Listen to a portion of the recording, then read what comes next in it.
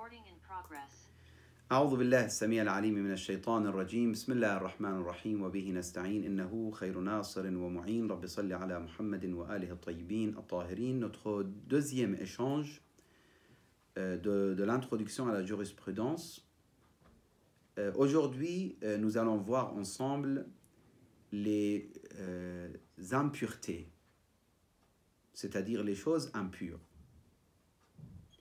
et les exceptions autour de, justement, par rapport à cette question, qu'est-ce qui est impur, qu'est-ce qui n'est pas impur, alors que certains pensent que c'est toujours impur. Donc, on parlera surtout la question de l'impureté qui est fréquente pour l'homme, c'est-à-dire l'urine, l'excrément, le sang et certaines d'autres impuretés que la personne doit connaître et qui doit connaître aussi comment se purifier de ce genre d'impureté.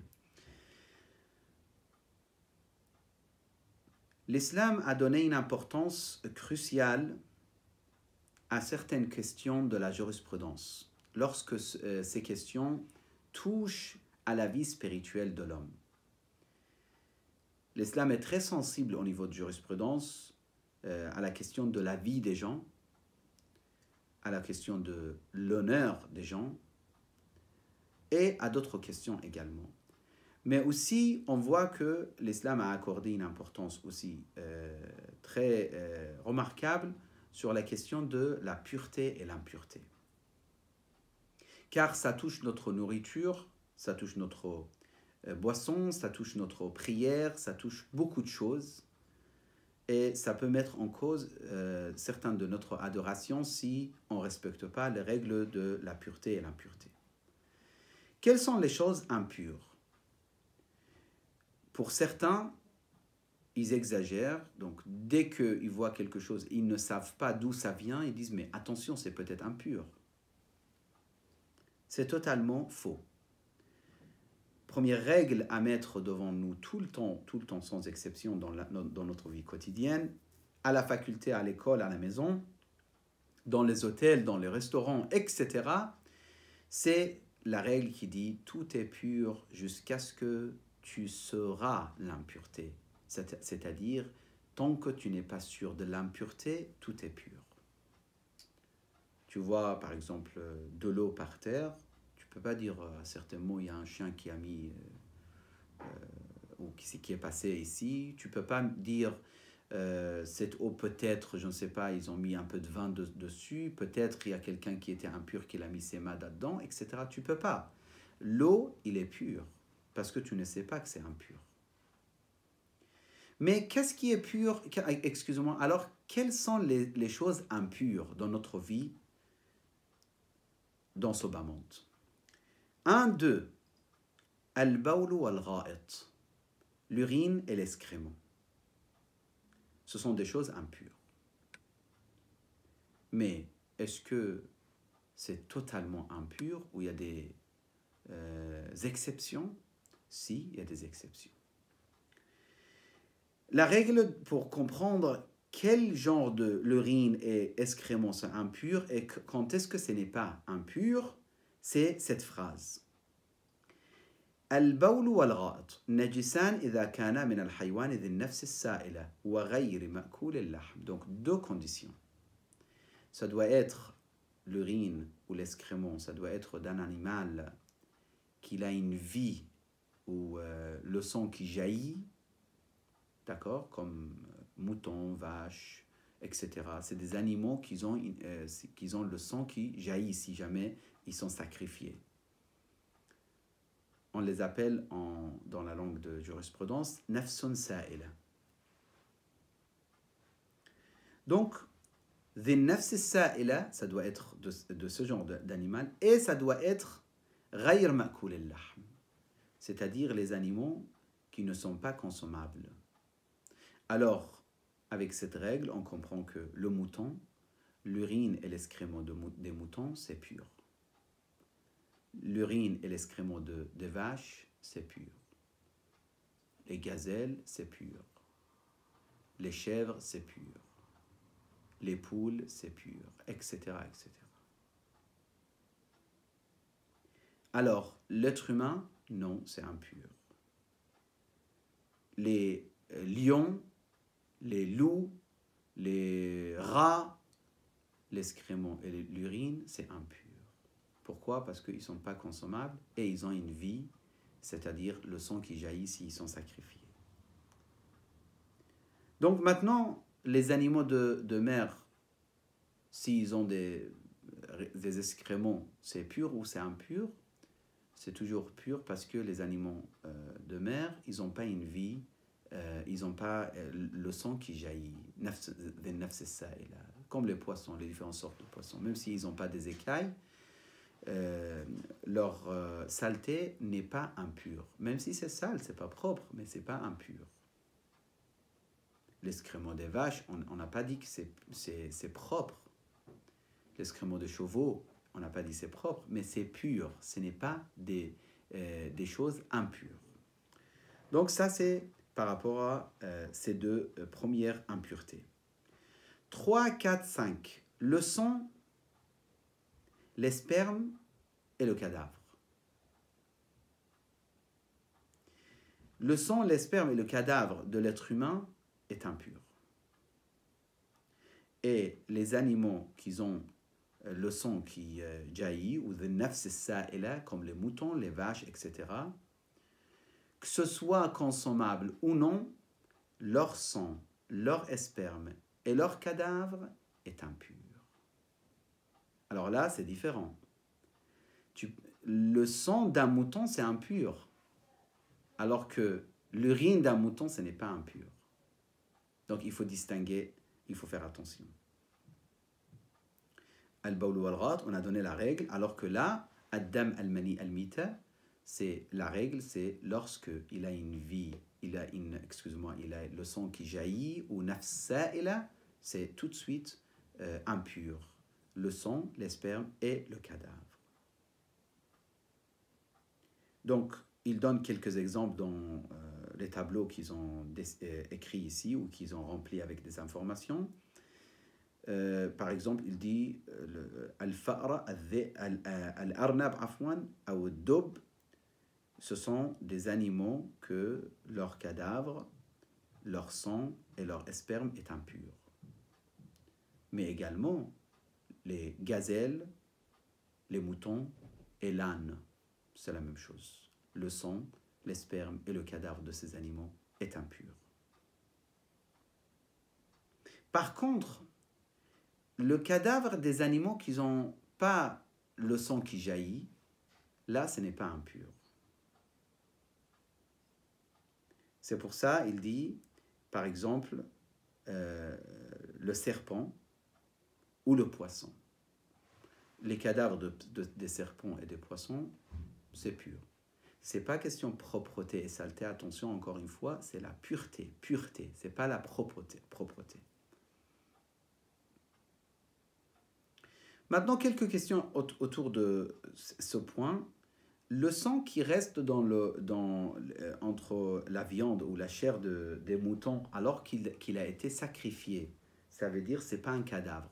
Parce qu'on a compris, un mouton qui meurt comme ça, qui tombe de là-haut d'une montagne ou quelque chose, il meurt, ou qu'il est tué d'une manière pas islamique, c'est considéré un cadavre. Ce n'est pas pur, c'est impur totalement. Mais si ce n'est pas un cadavre et que c'était sacrifié, il reste des fois un peu de sang avec la viande, etc. Il dit tout ça c'est pur. Une fois qu'on a égorgé le mouton et que le mouton il a été sacrifié et qu'on a lavé l'endroit de sacrifice, le reste de la viande, tout est pur. Et même le sang qui reste, avec un peu la viande, etc., à l'intérieur du corps de l'animal, est pur. Qu'est-ce qu'il faut dire par rapport au sang, les gouttes du sang qu'on trouve dans les œufs? On casse les œufs pour faire pour cuisiner avec, omelette ou autre. On voit une goutte du sang. Est-ce que c'est impur? Il dit, ce n'est pas impur, juste il faut enlever. Juste il faut l'enlever et le reste on peut le consommer. On ne peut pas le consommer le sang, mais il faut juste enlever, ce n'est pas impur et ça ne rend pas impur la totalité des œufs. Quels sont les cadavres qui ne sont pas impurs? Est-ce qu'il y a des cadavres qui ne sont pas considérés impurs? Rapidement, le musulman, s'il a eu 3 lavages rituels, il est considéré pur. Al-arsal thalatha yusbih tahiran. 2.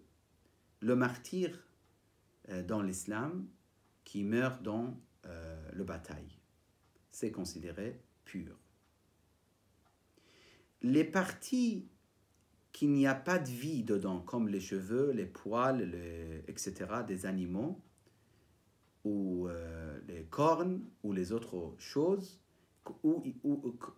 qu'il n'y a pas de vie dedans, ce sont des choses pures, même si c'est de cadavres. Par contre, ça ne doit pas être des chiens ou des porcs. Parce que les chiens et les porcs, la totalité de l'animal est impure.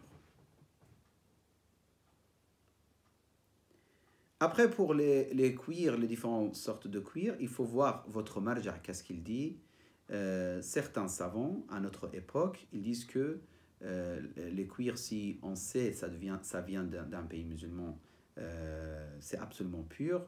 Si ça vient d'autres pays, de pays qui ne sont pas considérés pays musulmans, mais il y a un grand pourcentage de possibilités qu'il soit pur, on peut le considérer pur. S'il y a faible pourcentage, non, on ne peut pas le considérer pur, donc on ne peut pas prier avec. Mais cette question, regardez chacun son marja, qu'est-ce qu'il dit? Il y a un peu de divergence par rapport à cette question. 6e et 7e impureté, le chien et le porc. Bien sûr, en arabe, on parle de chien et porc parce qui vit sur terre et non pas dans la mer, parce qu'on a kalb ma'i. Donc, c'est un autre animal. Je pense qu'en français, ce n'est pas la même chose. On parle des chiens et de porcs qui vivent sur terre, on reconnaît, etc. Les différentes sortes de chiens, les différentes sortes de porcs, c'est impur. Totalement impur. L'urine, l'excrément, l'animal, la peau, les cheveux, les poils, je veux dire, tout, la totalité est impure. Juste entre parenthèses, ça ne veut pas dire qu'on déteste un animal parce qu'il est impur, que ce qui n'est pas vrai du tout, parce que il ne faut pas mélanger entre le fait de considérer quelque chose est impur et le fait de respecter, c'est un animal qui est créé par Allah subhanahu wa ta'ala, surtout le chien, avec toute l'utilité qu'il a dans la société, que ce soit pour les chasses ou gardes ou autres. L'islam a respecté ce point, et dans l'islam, on a plusieurs hadiths qui expliquent d'ailleurs le rôle des chiens de saïd, de chasse, et comment réagir avec, comment faire avec, et que ça se vend, etc. etc. Mais l'impureté, c'est l'impureté.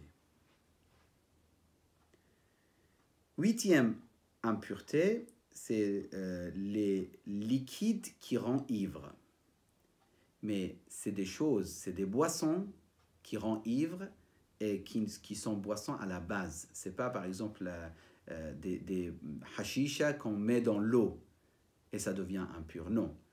On parle justement de différentes sortes de liquides qui rendent impurs, que ce soit du vin ou autre chose.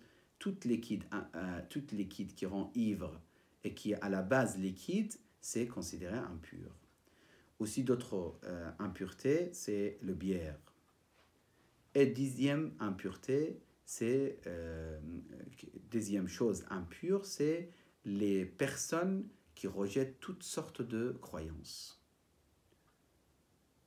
Encore une fois, et il faut souligner ce point, c'est-à-dire un homme qui rejette l'existence de Dieu, qui rejette toutes sortes de croyances, qui est mécréant, on peut dire, il est considéré, au niveau de jurisprudence, impur.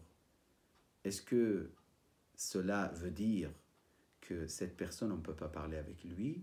Absolument pas. Est-ce que cela veut dire qu'il faut être violent avec cette personne? Absolument pas. Imam Ali, il dit à Malik al-Ashtar, Ils sont similaires dans la création, donc tu es un homme, il est un homme. Sur ce point, vous êtes égal.